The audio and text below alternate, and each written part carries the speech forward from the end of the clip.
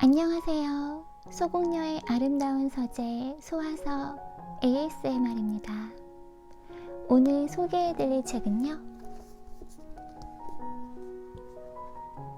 오해하지 않는 연습, 오해받지 않을 권리.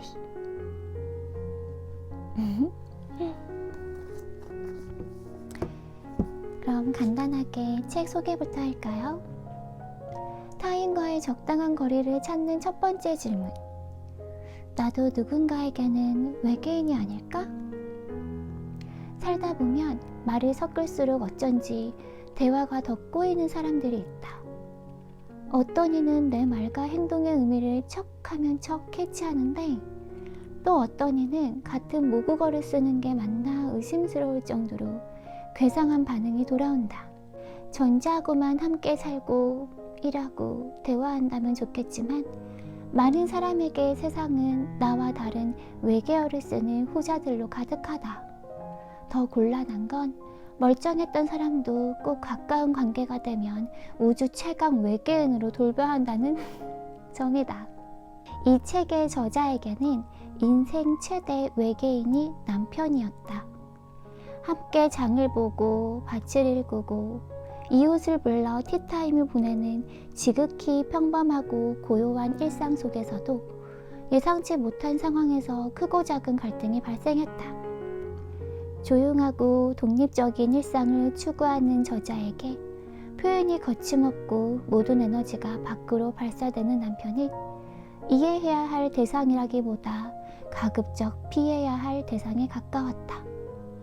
해묵은 불만을 오랫동안 부둥켜 안고 살았던 저자는 남편과 함께 애착 이론과 임하고 부부 치료 이론을 공부하면서 마침내 꼬일 대로 꼬인 관계를 한 올 한 올 풀어나갈 실마리를 발견했다. 바로 그 과정에서 얻은 깨달음, 관계 개선에 꼭 필요한 지혜들을 더 많은 사람과 공유하기 위해 이 책을 엮었다고 합니다. 자, 그러면 본격적으로 책 속으로 함께 가보실까요? 기질을 아는 것은 왜 중요한가? 사람들의 얼굴 생김이 천차만별이듯 우리의 삶도 그 모양과 색깔이 제각각 다르다. 그러나 그 많은 생각과 다양한 취미에 거미줄을 헤치고 들어가 내면을 살펴보면 그것들을 있게 한 기본적인 감정은 의외로 단순하다. 나는 이 지점에서 출발하여 다양한 삶의 공통점과 차이점을 설명하고자 한다. 하나의 심장과 하나의 뇌를 갖고 100년을 전으로 살다가는 인간이라는 생물체의 삶을 적응이라는 관점에서 가능한 한 단순하고 분명하게 접근하고자 한다. 제 각각인 듯 보이는 삶의 형태에도 그 무늬를 가름하는 몇 가지 근본적인 조건들이 존재하는데, 이를 근거로 나는 인간의 성격 유형을 크게 4가지로 나누었다. 기질과 애착 성향이라는 2가지 기준에서 각각 2 부류로 나뉜다. 기질적으로 확대하는 유형인가, 축소하는 유형인가, 그리고 애착 성향이 회피하는 유형인가, 저항하는 유형인가로 분류하고, 기질과 애착 성향은 각각 짝을 이루어 조합된다. 즉, 확대 회피형, 확대 저항형, 축소 회피형, 축소 저항형이 있으며, 여기에 남과 여라는 성별의 특성을 결합하며 총 8가지 유형으로 나뉜다고 정리할 수 있다. 개인에게 성이 무시할 수 없는 생리적 특성을 갖는 것과 같이 기질과 애착 성향도 한 사람의 성격과 특성을 형성하는 데 중요한 영향력을 끼친다. 확대형은 확대형으로의 일반적인 특성이 있고, 축소형은 축소형으로서의 공통적인 모습이 있다. 또한 회피형은 회피형으로, 저항형은 저항형으로 묶을 수 있는 그들만의 공통점이 있다. 기질과 애착 성향의 결합으로 만들어진 4가지 유형은 각각 독특한 형태의 구조를 띠며 그것에 따라 조금 다른 형태로 방어 기제를 나타낸다.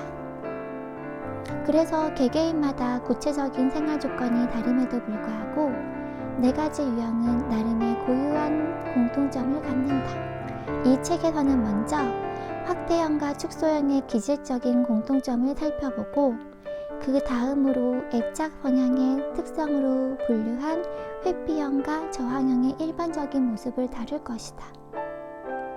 그리고 뒤에 가서 4가지 유형의 관계 속에서 드러내는 특성을 더 구체적으로 논의할 생각이다. 세상에 많고 많은 사람을 성별, 기질, 애착 성향이라는 3가지 관점으로 분류한다니 그래서야 충분한 설명이 될까 의심이 들 수 있다. 우선 이 시도가 모든 사람의 행동과 의도를 완벽하게 설명하기에는 부족함을 인정한다. 그러나 이에 대한 연구는 내 몫이 아니다. 내가 이 책을 쓰는 취지는 행복한 삶의 전제 조건인 안전한 관계의 중요성을 알리는 것이다. 방금 소리는 헤이 카카오예요. 그것을 위해 가장 먼저 나는 어떤 성격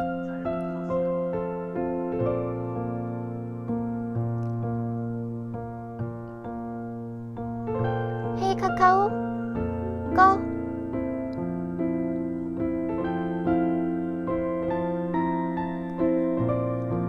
그럼 계속 이어서 할게요. 내가 이 책을 쓰는 취지는 행복한 삶의 전제 조건인 안전한 관계의 중요성을 알리는 것이다.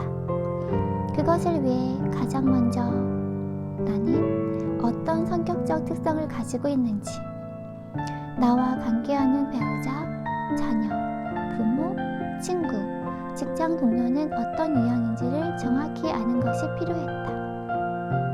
자신과 상대방에 대한 정보가 파악되어 어떻게 접근할 것인지 방법을 찾고 서로 다른 견해 차이로 발생하는 갈등을 해소할 여지가 생기기 때문이다.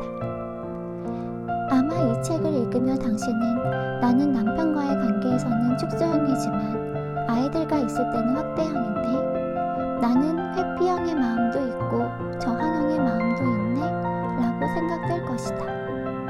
남자라고 해서 남성 호르몬만 있는 게 아닌 것처럼 확대형은 확대적으로 발현될 유전적 요인을 더 많이 갖고 있을 뿐 축소적인 유전적 요인들이 없는 것이 아니다.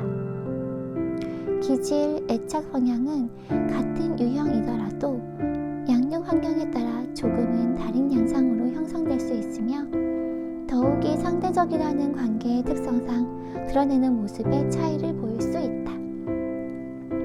정반대의 기질이 만났을 때 일어나는 일. 기질이란 개인이 태어날 때부터 지닌 신체적, 생리적 속성에서 기인한 것으로서 정성 및 사고와 행동의 바탕을 이루는 성질이다. 기질에 관한 분류 방법은 분야별로 학자마다 다양하다. 나는 진화적 관점에서 확대형과 축소형으로 분류했다. 오랜 세월에 걸쳐 생물체는 자신의 에너지를 어떻게 쓰는 것이 효과적일까를 두고 고민했을 것이고 여기서 2가지 적응 형태가 나왔으리라 생각한다. 확대형은 필요할 때 에너지를 순간적으로 몰아쓰고 축소형은 에너지를 조금씩 꾸준히 쓴다. 그래서 확대형은 반응이 크고 빠르며 강하기에 거칠다. 마치 굵은 실로 짠 성긴 그물 같아서 큰 고기를 낚는 용도에 적합하다. 반면 축소형은 가늘고 촘촘한 그물이라 작고 섬세한 부분에 반응하고 그 영향이 느린 대신 오래간다. 이 경향성은 생각하고 느끼고 원하고 행동하는 일상의 모든 부분에 작용하여 지속적으로 재현된다. 경험은 온몸에 기록되어 표정, 눈빛, 목소리, 태도 등 전방위로 표현된다. 특히 신변에 닥친 돌발 상황이나 부부싸움처럼 불리하고 위험하다고 느껴지는 상황에서 자신을 지키기 위해 어떻게 대처하는가를 보면 그가 확대형인지 축소형인지를 더 분명하게 판가름할 수 있다. 그렇다면 기질의 차이는 일상에서 어떤 형태로 나타날까? 한 이야기를 들려줄게요. 축소형 남자 A가 자신의 어린 시절 일화를 들려주었다. 어느 날 A와 형은 참고서를 사려고 아버지에게서 10,000원씩 받았다. A는 책 사고 남은 돈 3,000원을 아버지께 갖다 드렸고, 남은 돈을 모두 오락실에서 쓴 형은 아버지께 책값이 10,000원이 넘었다고 말씀드렸다. A는 거짓말한 형은 꾸중을 듣고 정직한 자신은 칭찬을 들으리라 기대했다. 그러나 결과는 달랐다. 아버지는 흐뭇한 얼굴로 사람은 요령이 있어야 한다 라며 형을 두둔했고, 고지고대로 행동한 A에게는 융통성이 없어 답답하다 라고 했다. 이 일이 얼마나 황당하고 억울했으면 30년이 지난 지금까지 서운함으로 남아있을까? 그런데 이건 특수한 경우가 아닌 일반적인 현상이다. 부부 사이는 물론 부모 자식 간에도 기질이 다른 경우가 많다. 가족끼리라도 확대형은 확대형을 이해하기 쉽고 자신과 기질이 다른 축소형을 이해하기는 어렵다. 이를테면 엄마와 딸이 같은 확대형인 경우 자기 주장이 강한 탓에 부딪히면 조율하느라 힘을 빼지만 죽이 잘 맞는 이보다 좋은 궁합이 없다. 의사표시가 빠르고 분명해서 무슨 일이든 척척 진행되니 많은 일을 함께하는 재미가 난다. 하지만 축소형과 확대형이 만나면 얘기가 달라진다. 어느 축소형 엄마는 확대형 딸이 살림의 보탬이 되어 든든하다고 말했다. 지난번에는 딸이 엄마 여행 갈 때 필요한 물건을 사러 함께 가주었다기에 사이가 좋은 줄만 알았더니 그것도 아닌 모양이었다. 자신이 필요할 때 갑자기 와서 아이를 맡기고는 노느라 정신이 팔렸는지 한동안 연락이 안 돼 애를 먹었다. 또 걸핏하면 엄마 물건을 제멋대로 들추며 엄마 나 이거 가져가도 돼? 묻는다. 엄마 입장에서는 딸이 필요하다니 좋아할 것 같지만 한편으로는 왜 내 걸 마음대로 가져가? 하는 불편한 마음도 든다. 본능적인 모성애와 내 것을 나의 주도로 결정하고 싶은 본능 사이에서 혼란스럽다. 어쩔 수 없이 상황에 끌려가다 보면 자신의 존재감이 위협받는다고 느껴 스스로 인식하든 인식하지 못하든 불쾌감을 느끼게 마련이다. 또 아버지가 축소형이고 아들이 확대형인 경우, 어릴 때는 차분하고 자상한 아버지의 돌봄이 아들의 놀이를 뒷받침하는데 큰 무리가 없지만 사춘기를 바라볼 즈음 되면 서로의 차이는 극명하게 드러나기 시작한다. 그들의 영역을 운동장이라고 비유할 때 그 안에서 함께 뛰고 자전거 타는 것까지는 가능하다. 하지만 아이가 자동차를 타기 원한다면 운동장을 벗어나 고속도로로 나와야 하는데 아이가 움직이는 폭에 맞춰 아버지가 품을 넓히는 것이 쉽지 않다. 커가면서 다른 경험을 필요로 하는 아들 입장에서는 운동장을 벗어나려 할 테고 아버지는 자신이 그려놓은 한계선 안에서 아들이 놀기를 바란다. 축소형으로서는 부득이한 일이다. 그런데 이것이 자신의 기질적 특성에서 비롯된 갈등임을 아느냐 모르냐에 따라 결과는 확연히 다르다. 함께할 수 없는 상황이 와서 아들이 자기 뜻과 달리 행동할 때 이것을 자신을 무시한 행동이라는 자격지심으로 받아들이면 아버지는 아들에게서 마음이 멀어진다. 나는 할 만큼 했는데 네가 싫다니 어쩔 수 없다. 기어이 하고 싶으면 너 알아서 해라. 라면서 갈등의 책임을 아들에게 돌려버린다. 아들은 아들대로 아버지 영향권으로 다시 들어가기가 답답하고 확대형인 엄마는 아들을 대하는 남편의 태도가 마음에 들지 않으니 부자 간의 갈등은 새로운 양상으로 변질된다. 확대형인 엄마와 아들이 한편이 되고 축소형인 아버지는 따돌림 당하는 처지에 놓여 문제는 회복할 수 없는 지경에 이르기도 한다. 마찬가지로 확대형 아버지와 축소형 아들, 확대형 엄마와 축소형 딸의 경우에도 어려움이 있다. 확대형인 부모는 자녀의 소심하고 느리고 유약한 태도가 마땅찮은데 그렇다고 다그칠 수도 마냥 기다릴 수도 없어 힘들다고 하소연한다. 확대형과 축소형 부부. 지금까지 재밌게 듣고 계신가요? 여기까지 할까? 더 읽을까? 고민이 설금 되네요. 한 장면 더 읽을까요?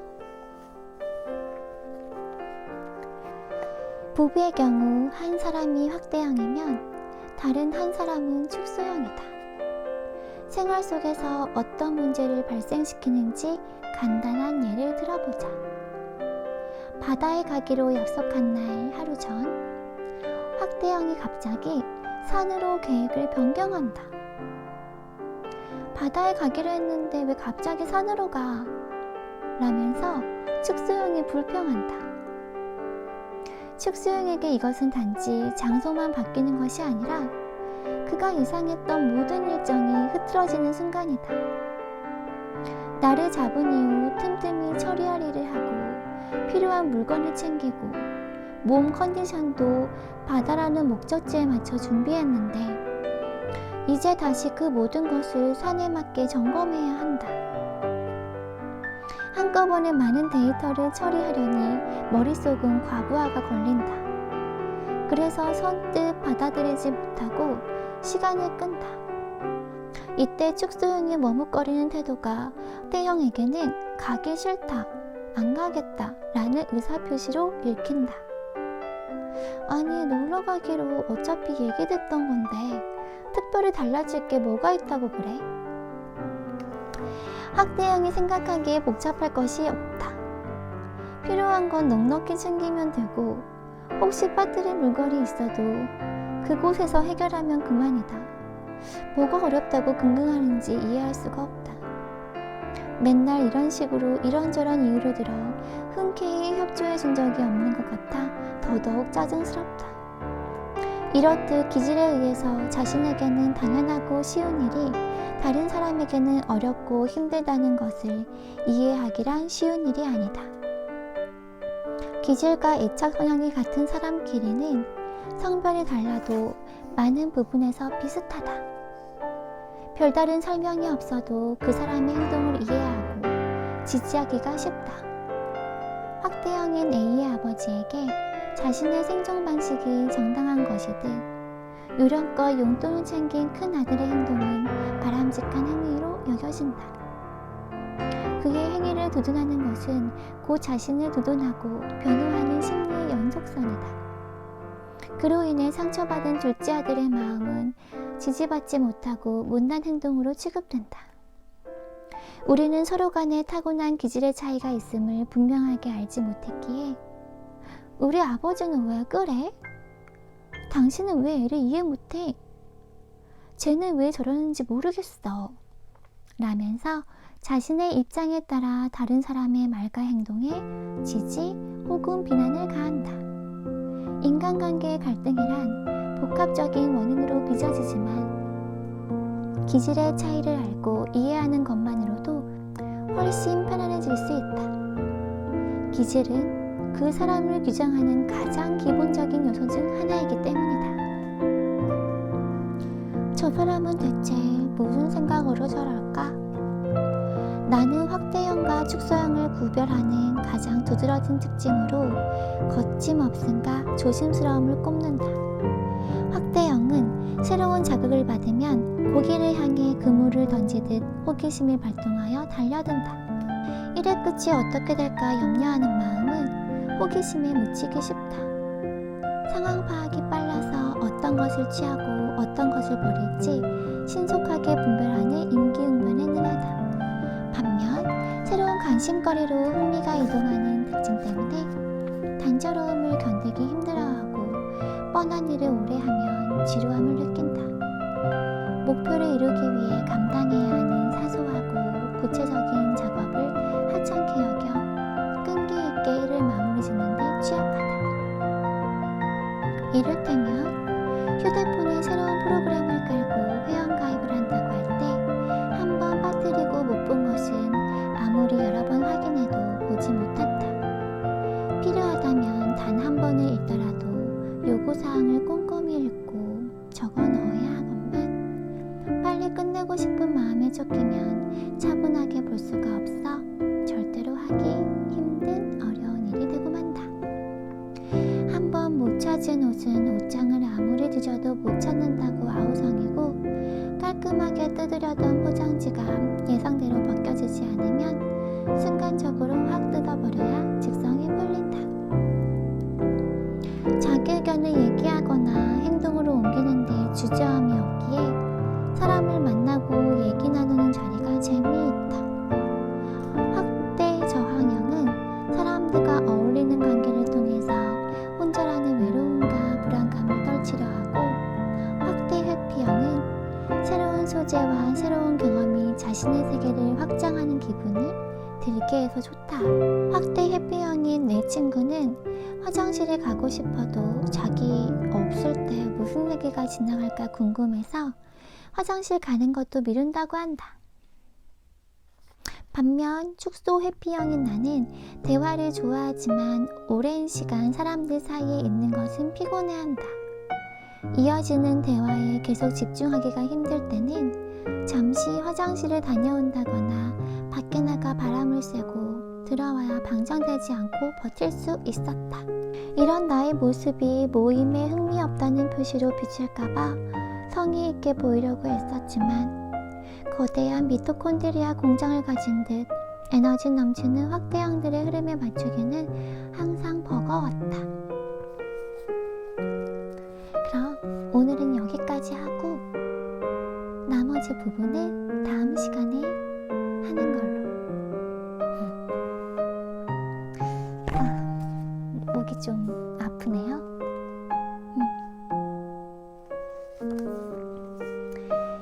그러면 오늘도